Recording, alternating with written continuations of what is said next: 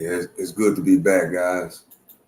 I've been away from the desk, seemed like forever. See, that's why it's good to love what you do. Let's see. Let me go over here. That's why it's good to love what you do. I miss it. Yeah, I miss being at this desk, not just because of the stock market, but because I actually like connecting with y'all, seeing what y'all think about certain things, and I love reading the chat because the chat. Let's see, the chat. The chat is really hilarious, guys. Y'all, the chat be going in, and I like it. So, what's up, guys? What's going on? It's your boy, the Stock Sniper, and guess what? I'm back. Long weekend, and I'm back. We did the walk down yesterday. Appreciate y'all for joining the walk down. And guess what? We back doing what we love to do. Today we're going to talk about that stabbing, man, that stabbing. So we're going to play this little clip. You know, it was really horrible. That's why when we out in public, guys, you got to pay attention to what's going on. You can't be like this. You can't be like this. You got to be up and you got to be looking around. Matter of fact, it's to the point where you don't need to be looking at your phone in public. Leave your phone in your pocket, and worry about what's going on, because you can't be like this. Especially when you're around a lot of people, you cannot be like this. No, when you in transition, as far as going places and doing things, hey, what's up, Jonathan Davis? When you going places and doing things, put your phone in your pocket, put your phone in your purse. Pay attention to what's going on. Don't be so quick to be around a crowd. Don't let nobody get in your space. I've been saying that for a long time. Don't let nobody get in your space in 2025. You got to start. We got to start thinking about what's really going on. Appreciate y'all for joining me. I'm your host, the one and only Stock Sniper, man. It was kind of crazy on what happened to that girl, and how that guy just did it. So and that just let us know that we have to do something about this crime, guys. Okay, so let's go and get into it. Okay, not that one. Here we go. 3 years ago for a safer life. Here's more from President Trump yesterday. We're going to get to the end of it. And, when you have horrible killings, you have to take horrible actions. Well, Brown's criminal history was lengthy and disordered. His earliest offenses were dismissed. There was probation that had been... Look at this criminal history, guys. Well, speeding, communicating threats and injury to property, dismissed. Convicted of robbery with a dangerous weapon, released 6 months early. He made parole, I guess. Arrested 3 times for misusing 911. Charged with first-degree murder. Well, that's that charge there. Convicted of felony larceny and breaking and entering. Arrested for assault on a female. See, he has a history of doing something to females. Judge requested mental capacity evaluation. See, they also say that he was out on that when you don't have to pay no money, you have to pay no money on your own personal release, meaning that you promise to come to court, no cash bail, whatever they call it. That's what he was out on, guys.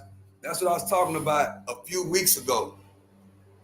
That there was people in the chat that couldn't believe what I was saying, guys. And basically what I was saying is that there are people that I know in real life that have committed violent crimes that get out with paying little to no money. There's a promise to pay. Out here where I'm at, they call it a PR bond, a personal recognizance, meaning that you promise in the court, if they let you out, you gonna come to court. That's a no cash bail. I know guys with criminal, violent offenses that were getting out on this type of bond. You don't pay no money. They just let you out. And there was people in the chat couldn't believe that I was actually saying that. They couldn't believe it. Yes. And this is what happened to this guy. They let him out. A violent offender, convicted of robbery, making threats, assault on women. And yes, they let him out on what you call a PR bond, a personal recognizance bond. And it's getting bad out here. You got guys roaming around the streets with nothing to do. Half of them, I'm gonna quit saying they got mental problems. They're walking around like the Walking Dead with nothing to do and just roaming around the streets. And at any given second, like I say all the time on this channel, boom, any one of them can activate. What does that mean, Stock Sniper? Like on that video with that guy that we're about to see, he was just sitting like a regular person, like he wasn't really worried about anything. Then bam, he snapped. That's activate. Activation of a negative reaction. That's what that means when I say all the time on this channel, you have to be ready to activate because you never know what might happen. You always got to be on goal. You always got to be vigilant. You got to stay ready because you just never know when you might run into one of these scumbag criminals, guys. That little girl wasn't nothing but about 80 or 90 pounds, bro. Appreciate y'all for joining me as y'all come in. Hit the like button. That little girl was probably about 80 or 90 pounds. Straight up. No exaggeration, guys. So let's keep going. Appreciate y'all for joining me. I am your host, the one on the Stock Sniper. We are reacting to the North Carolina stabbing.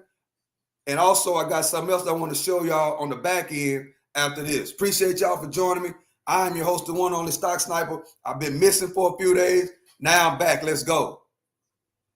Violated, jail sentence cut short by 6 months in January. Another arrest. He was then released on the same day. On July 28th, the judge requested a mental capacity evaluation to proceed with those January charges. Now, despite the story not picking up in the mainstream immediately, FBI Director Kash Patel writes the FBI has been investigating the Charlotte train murder from day one. And Transportation Secretary Sean Duffy says his agencies also launched investigation. I can't pull money today from their transit system. Did you see that, guys? What I talk about all the time on this channel. If you looked at that little situation, everybody that's on that train is doing what? They're looking down at their phone. Every single person. And what I tell y'all all the time on this channel, these scumbags, you know what they're doing? They are watching, trying to catch somebody slipping. That's their goal. There are actually people, more people than you think, that are actually around trying to catch you slipping. That's what's going on. There are actually people that's around looking to see who can they get, who can they rob, who can they assault? Catch you slipping. I call it catch you with your pants down. That's what they're trying to do. Let's go. I actually have to do an investigation. That's what the law requires. We start that investigation tomorrow, and I guarantee all your viewers that if I find what I think I'm going to find, they are not going to have your federal tax dollars going to their... Hey, what's up, Fahrenheit? Have you seen news about D4VD? No, I don't know nothing about that. I have no idea what that is. Public transportation system, zero, none, nada. Would you please educate me on what D4VD is? I don't know what that is. Now, the mother of Brown, he told WSOC, a local station, that her son had been diagnosed with schizophrenia, and really she had no recourse for when his behavior became aggressive. There was nowhere for him to go, guys. All right, Alex, thank you. Now, see, they're saying that his mom said that he's diagnosed with some kind of schizophrenic They always try to blame it on mental illness, guys. In my opinion, this is my opinion. It's past mental illness on some stuff like that. Some people just got demons in them. It's called demon time. It's called demon time. So we got to stop making excuses for these violent criminals. It's demon time. And we got to approach it as such. And we got to react accordingly. So the city of Charlotte, incidentally, holds its mayoral primary today. Now, the incumbent mayor is... This, Josh. Hey, what's up, Josh? Appreciate you for joining me. Yo, Thugger snitched. All of them snitched, Josh. That's nothing new. That's another subject, but I'm going to let y'all know right now. All of them snitch. That's nothing new. Just want to put that out there on that subject. All of these guys end up snitching, guys. All of them.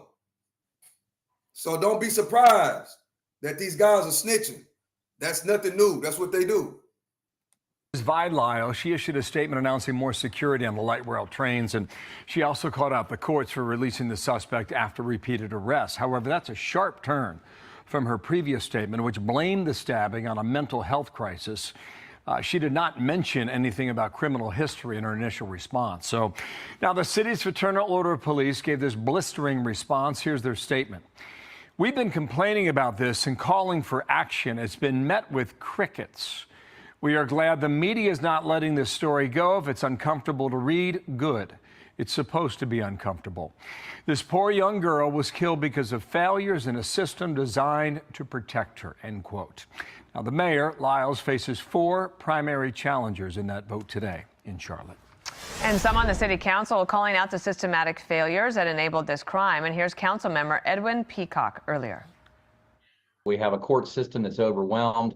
We have a North Carolina system that is deinstitutionalized individuals that really should have hospitalization and permanent around-the-clock care. I hope this wakes up a conversation not just around the mental health topic, which has certainly been talked about a lot, but we have to actually follow that with actions. And as sad as this tragedy is, I hope that it will shine a bright light on it. And the city council released a statement saying, quote, we spent several hours discussing the security measures that have been taken to enhance transit and community safety, not only in response to this horrific tragedy, but also over the past year. Safety has been a key focus area of the council and will continue. It's going to be hard to fix this, guys. Lack of police officers, lack of resources. And it has gotten so bad. Like McCarthy said, this is a 50-year problem in the making. I was saying 3 to 4 generations. They're saying 50. They're saying that this is 50 years in the making. Like I say all the time on this channel, it's a generation thing. I say it all the time. You got grandparents that are Pookie and Ray Rays. You got parents that are Pookie and Ray Rays. You got kids that are Pookie and Ray Rays. And those kids are in the stages of having kids. So they're Pookie and Ray Rays. No dad around, no mom around. If they are around, they're Pookie and Ray Rays. So this is, I say 3 to 4 year generation. McCarthy is saying 50. So he's saying that this problem started when I was born. I'm 52. So they're saying that this problem started in early 70s. That's what they're saying. So I want to bring in Andy McCarthy and get the legal analysis on this. Andy, good morning to you. I want to mention a statement from a Republican Congressman Fine. He says, I'm going to introduce legislation to hold judges accountable when violent repeat offenders they release commit new crimes. It's easy to release criminals when you're protected by an armed bailiff at all times. The rest of us aren't so lucky. Those 12 judges that released to Carlos Brown Jr. should have their day in court, too. He said 12 plus there. Is this a state case or a federal case? It's a state case, Bill, which is why I think you heard the Transportation Secretary, Sean Casey, talk about Now pulling see, money. look. If they actually had Okay, look, guys, this is very, very important. When you're in public, look what everybody is doing, guys, except the guy that did the crime. Look at everybody else. You look like you're in your 30s. Thank you so much, Amy. Appreciate you. I'm actually 52. Appreciate you for the kind comments. But look, guys, look, everybody on here is looking at a phone. If you have been on this channel for a sustainable amount of time, I always talk about this. Pay attention to what's going on in life. Pay attention to what's going on. Don't be looking in your phone like this. Those of y'all that join me on the walk down, always asking, why am I showing the track? I'm showing the track for 3 different reasons. Number one, it represents that I'm staying in my own lane and I'm minding my own business. Number two, it represents that I'm showing y'all what's going on. And number 3, which is very, very, very important, I'm not paying attention to my phone. I'm paying attention to what's going on around me. So we have to teach this to our kids and grandkids. Don't be doing this in public. You got guys like him in the red hoodie that are actually looking for you, looking for victims. Because we are around a whole lot of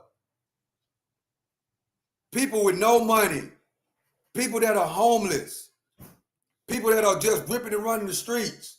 We're around a lot of crackheads. A lot of those guys are going to be crackheads. Yeah, I said it.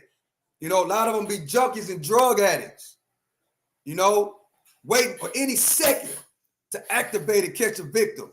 I don't think that this was that. I don't think that this was about robbing nobody, because I don't think he took anything from him. This was basic, straight up demon time. And yes, these guys also be on demon time. So look though, very, very important, guys. Very, very important. Don't be like these people. You got to be paying attention. And look at him. God knows what he's thinking about right now in that picture. Look like, you know, ain't no telling what he's thinking about. Okay, let's go on. Be very, very careful. When we watch this, this is very graphic. Be very, very careful, guys, on watching this. Use this as a teachable moment,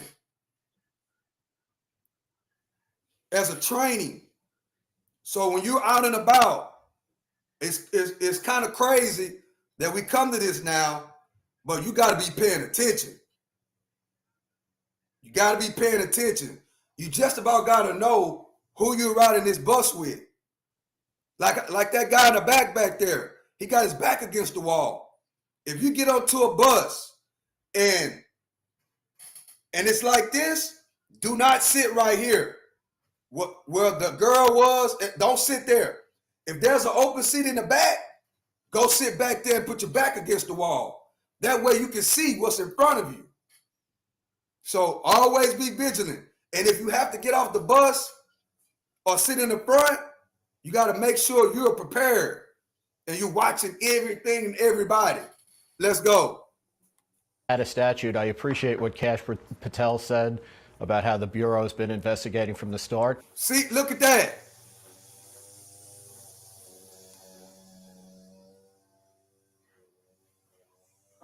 Kash Patel said about how the Bureau has been investigating from the start. He just, you know, he probably was thinking about what's going on in his life. Ain't no telling what he was thinking, his problems, you know, and just activate it. That's what we got to deal with in 2025, guys. He's just sitting there, he's thinking about problems or whatever the case may be. And then next thing you know, demon time activated. Crazy work. Patel said about how the Bureau's been investigating from the start. It's a good thing for the Bureau to do, to lend its investigative resources to state investigations. Everybody's in their phone. But if they had a good federal crime here, Everybody's like in their a phone. a murder that happened on a Crazy transit work. system that was in interstate commerce, as opposed to this one, which is wholly in North Carolina. We must learn from this situation. We got to learn. So when you out, please, guys, don't be looking at your phone. Be out looking, seeing what's going on. Whatever's going on in the phone, whether it's Instagram, TikTok, even me, if you watch the Stock Sniper TV, don't worry about me right then. I'll be there after you get to where you're going. Don't worry about Instagram. Don't worry about TikTok. Don't worry about Facebook. Don't worry about Kick. Don't worry about YouTube. And yes, don't worry about Stock Sniper TV. Pay attention to what's going on. Let's go. They'd obviously bring the federal charge. I want to just show you DeCarlos Brown's record under North Carolina Attorney General Stein. 2021, he was on parole. 2022 was arrested, assault on a female, and injury to property. 2024, arrested twice for misusing 911. And there's just I think the graphic of all of his mugshots is very powerful. There was also this passed in North Carolina, a task force for racial equity in criminal justice. This was on a statewide level to address racial inequities, propose reforms, increase accountability in police and in courts. And they had these 4 working groups. This was launched after George Floyd and Breonna Taylor's deaths amid national protests. And one of the things I think is interesting about this is that the mom also blamed the system for not keeping her son in jail. And there's no recourse for her. Yeah, Dana, this is a problem 50 years in the making. But, 2 things you can say about it. First is progressives have made it very difficult, and this is a problem across the country, to maintain people who have obvious mental problems and who are a threat to society in custody. But, the second thing I point out, I'm always constrained to do this, unfortunately, is that these politicians didn't spontaneously appear. They were elected by, the people who live in the cities that are plagued by the dysfunction that we see on the streets, which is tragic and crazy to me, but it's a fact. These policies are put in by people who are elected by the people in these cities. Well, that's in Charlotte. We're going to talk about Chicago in a moment because the Trump administration is going to make a move there starting real soon, hours really. But in California, the Supreme Court gave the green light for the Trump administration to continue removing criminal illegals from Los Angeles. You wrote on this just yesterday. Here's your headline: an immigration raids case. Supreme strike a blow for common sense. The way I read it, it's a temporary victory. Why is it common sense, Andy? Well, it's common sense, Bill. I was a federal prosecutor for a long time. I did mafia cases and, jihadist terrorism cases. If I had arrested in those cases a bunch of guys who looked like me and were named McCarthy, people would sense that there was something not quite right about that. And, that's because it's common sense that in some instances you're allowed to take ethnic and language proficiency and other type of those characteristics into account. Nobody gets arrested, prosecuted, or moved against in the system solely on the basis of immutable characteristics. They have to be coupled with articulable facts that a person has actually committed a crime, or it's reasonable to suspect that. But that's all the Supreme Court said yesterday. You're allowed to take these things into account to develop the totality of the circumstances to suspect someone. All right, Andy, we'll continue to focus on. Yeah, it does make sense. What's interesting is how many different cases are up in the air right now, and trying to get these. So yeah, guys, we got to pay attention to our surroundings. We got to pay attention to what's going on. What we can learn from this is you got to stay ready, keep from getting ready. I'm just going to say it like that. Pay attention to your surroundings. Practice this technique of paying attention to your surroundings. Practice this with your kids. Exercise as much as possible. That way you'll be able to try to, you at least have a chance. You know, that's the point of really I'm trying to make. I sure hate that happened to that little girl. You know, I hate that. I pray for her family. You know, I pray that and I hope that the scumbag gets what he wants, what he deserves, not what he wants, what he deserves. So, and if you out there, you got a mental health problem, work on yourself. You know, you have to want to help. Once you recognize you have a mental illness or if you got a mental problem, work on your mental health, with which we all should be working on our mind anyway. Work on your mind, body, and soul every single day. One of the best ways to work on your mind and work on your mental health is to just walk. Just exercise. Walking, just leaving and just walking can do a lot for your mental health. It can do a lot. The people you hang around, right? Your support system, which is the people you hang around, can do a lot for your mental health. What else can do a lot for your mental health, Stock Sniper? What you put in your body can do a lot for your mental health. If you're already mentally challenged, right? Drugs is one thing you should not be doing. Alcohol is another thing you should not be doing. You should be eating properly. You should be drinking proper fluids. You should be exercising. You should be hanging around the right type of people. You should be reading. You should be developing a sense of knowledge and working on yourself at all times. So with that being said, I'm about to play this video right here, and then we're going to close it. Some people, I had a back and forth with somebody that I was talking to. They were saying that Donald Trump has never supported the Democrats. And this video right here is a very, very old video. This happened in the late 80s. This is an example of how Donald Trump was a big supporter of not only the Democrats, but the black community, and helping a lot of these black leaders that we know today, Jesse Jackson, Al Sharpton, you know. So you can take what you want to take out of this. This is just, I'm just putting the information out there, and you can take it how you want to take it. So let's listen to this, and then we're going to end it, guys. Appreciate y'all for joining me. Appreciate y'all for rocking with the channel. Appreciate the chat. Let's go. Beyond that, in terms of reaching out and being inclusive, he's done that too. And created for many people a comfort zone when I ran for the presidency in 84 and 88.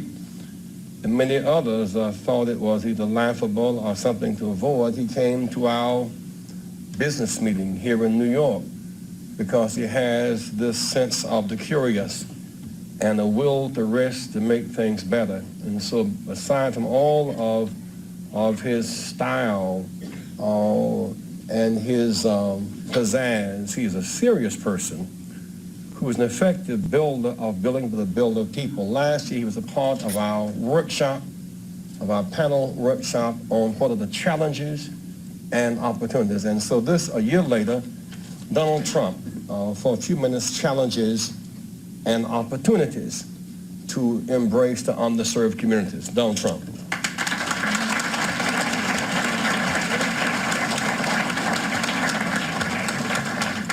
Well, it is an honor to be here, and I was with Jesse last year, and we had a lot of fun, and it was a little different. We had a real panel where you asked questions and everything, and we didn't do so much speaking, so I'm going to get off here very quickly because I want to hear some questions. Jesse started off by saying most of the wealth in this country is in the hands of a few. Myself, is that a bad thing? What's wrong with that, Jesse? But he did have an expression last year, and I was just telling Roger, he had an expression last year The wall on wall must fall. And you haven't used appointed in this, Jesse, because I thought it was a great expression. And I heard the expression about 14 times, and then he came to me at the end of the session, and he said, listen, I want some office space in your building on Wall Street, because the wall on wall will fall. And I said, it's okay, Jesse, I'll make a good deal with you. I'll get you some space. You'll pay about $40 a foot. And he said, no, I don't want to pay 40. I said, how about 30? No. It was the cheapest deal I ever made in the history of 40 Wall Street. Is that right? He got it for nothing. He's a very tough negotiator. We know that, right? Nah, he's a terrific guy. We love him, and I'm here for him. And the snow came, and I said, gee, nobody's going to show up, but look at this place, it's packed.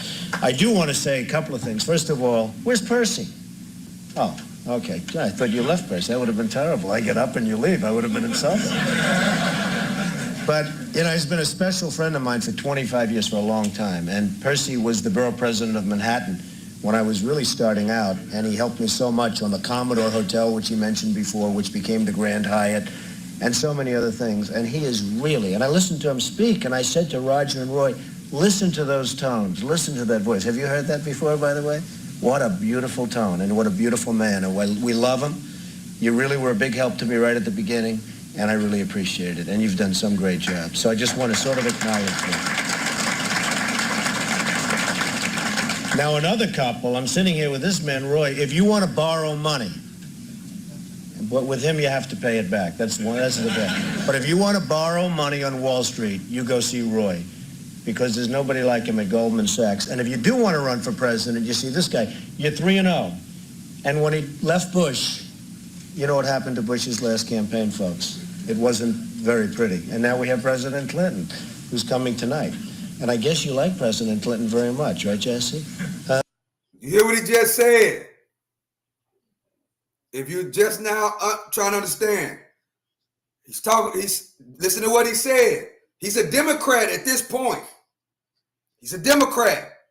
Listen to what he just said did you hear what he just said about Bush? Which, if you don't know, Bush was a Republican. He's not talking about the son, George Bush. He's talking about the dad. Stand up and say it, Jesse.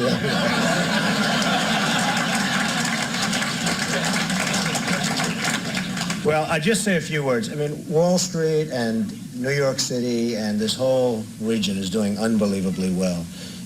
I'm building a job on the West Side, which is the largest job ever approved by the New York City Planning Commission. You see it going up along the West Side Highway. It's almost 10 million square feet. It's 18 buildings, and it's really going to be something.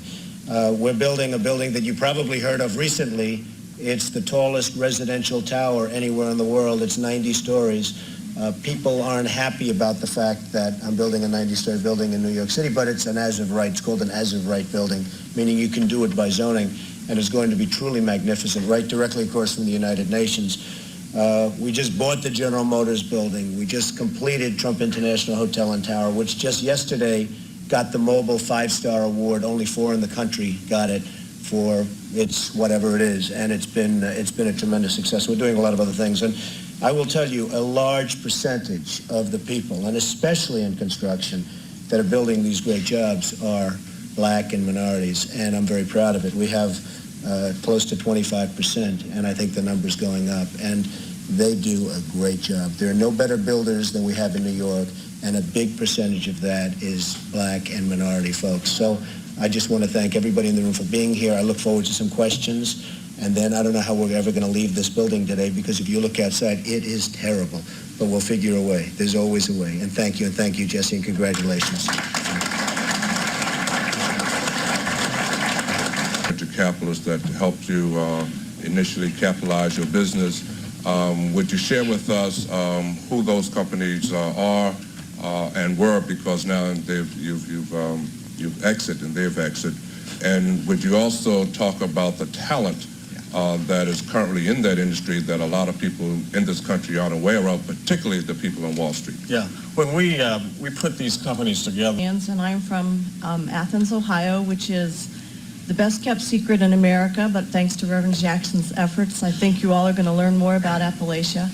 And my question is to Donald Trump and other investors, actually all of the investors in this room, we would like to know specifically what we can do in Appalachia to get your attention, your investment, and your enthusiasm for the fantastic ideas and businesses and organizations that we have down there.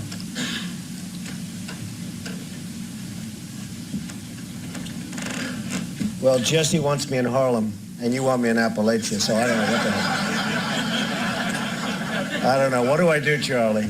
Look at this legend. He sits there, doesn't say anything. Charles Rangel, he's a legend. Come on, stand up, Charles, will you? It's terrible. You should be up here speaking, Charles.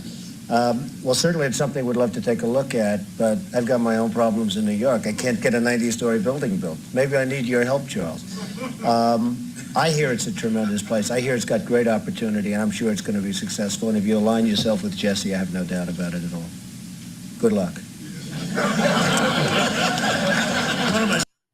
See, that's what I was showing. I was having a discussion with somebody, and they was telling me Donald Trump never was a Democrat. Donald Trump was never a big-time donor to not only Jesse Jackson, Clinton, even to Kamala Harris. Donald Trump was a Democrat, and that shows right there. Now, what happened with the relationship on why he decided to, cut ties? In my mind, it's about business. Because in this meeting, they're talking about doing business. They're talking about doing real estate developing businesses in Black communities. So I don't know what happened, but the purpose was to show, yes, Donald Trump was a major component. He was a major supporter. More importantly, he was a major donor to the Democratic Party. So I'm gonna let that sink right there. You can think, and you can think about what you want to think about that. You can take it how you want to take it. I'm just showing that as far as for educational purposes, just for you can see. You have, when you start getting into involved in politics, you have to really know the history. History is very, very, very important. So you have to know the history of these guys. You're not gonna know everything, but you're gonna have to know. You have to know a little bit of something. So with that being said, I love and I appreciate y'all. Hope y'all have a great day. To the next one, I'm out.